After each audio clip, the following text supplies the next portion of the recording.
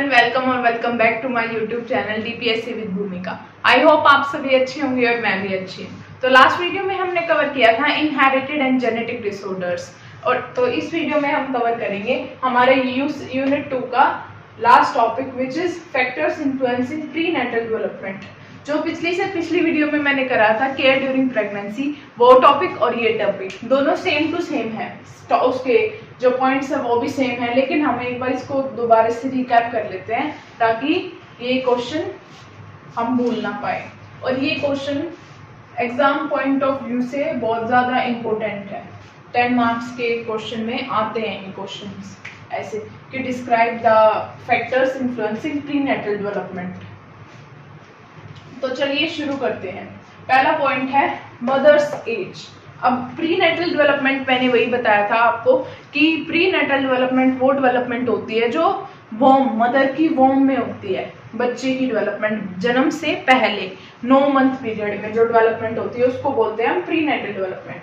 अब इसमें मदर की एज बहुत ज़्यादा मैटर करती है, क्योंकि अगर जो प्रेगनेंसी है वो 20 इयर्स ऑफ एज से पहले आती है तो उसमें इम्प्लीकेशंस और डिफिकल्टीज बहुत ज़्यादा होती हैं। ये जो प्रेगनेंसी है वो 21 से 35 इयर्स के बीच में ही होनी चाहिए।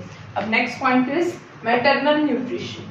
अब जो मदर का न्यूट्रिशन है वो एक हेल्दी होना चाहिए, बैलेंस डाइट होनी चाहिए, क्योंकि अगर मदर को ही न्यूट्रिशन ठीक से नहीं मिल पाएगा तो जो वोम में बच्चा है उसको भी न्यूट्रिशन अच्छे से नहीं मिल पाएगा, फिर उसकी ग्रोथ, डेवलपमेंट और हेल्थ अच्छे से नहीं हो पाएगी।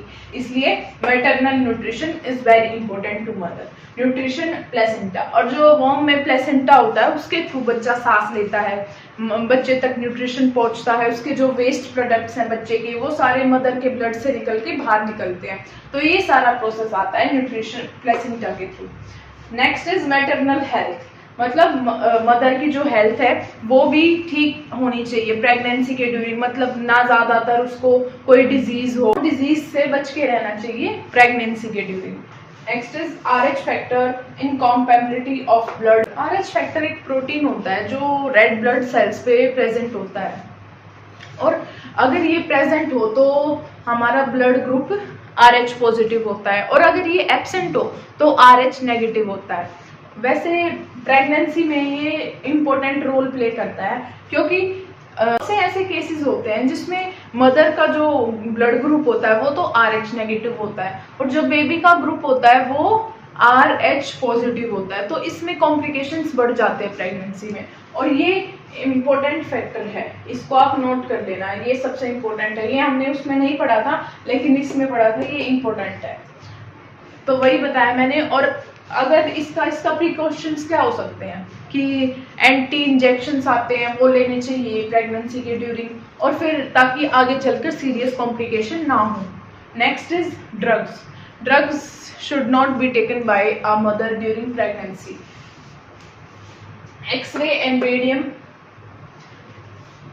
एक्सरे की जो रेडिएशन होती है वो बहुत ज़्यादा एक्सट्रीम होती है, जो कि बेबी की हेल्थ या फिर डेवलपमेंट को डैमेज कर सकती है। तो इसलिए ये प्रेगनेंसी के ड्यूरिंग साफ मना किया जाता है कि एक्सरेज या फिर कोई भी CT स्कैन हुआ उससे उस मदर को उसको अवॉइड करना चाहिए, क्योंकि उनकी रेडिएशन बहुत ज़्यादा होती है जो कि बेबी की हेल्थ और डेवलपमेंट या फिर उसकी ग्रोथ को डैमेज करती है। Next is alcohol, tobacco.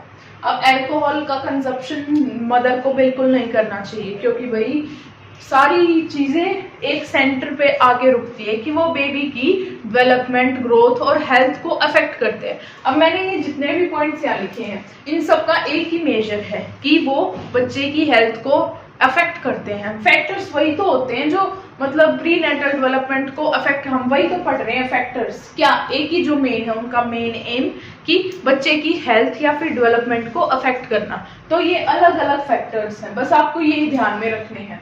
Next is care during pregnancy. मैंने लास्ट वीडियो में पढ़ाया था केयर ड्यूरिंग प्रेगनेंसी। हमने उसके कितने फैक्टर्स पढ़े थे, उसमें कितने सारे पॉइंट्स पढ़े थे, तो वही आप इसके अंदर लिख देना। जैसे एक दो है कि exercise, right healthy food, exercise करना डेली बेसिस पे, लाइट एक्सरसाइज करना लेकिन ज्यादा नहीं, on the instructions of doctor only.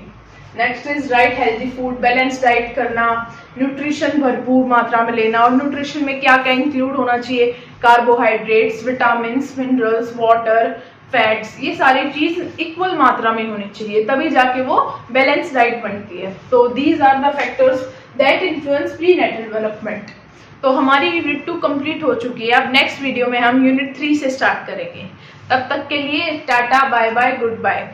और आपको अगर इसमें कुछ समझ में नहीं आया या फिर और यूनिट 2 की किसी और वीडियो में कुछ समझ में नहीं आया तो आप कमेंट सेक्शन में कमेंट कर सकते हैं। I will answer your question. Thank you. See you in the next videos. Do like, share and subscribe this video.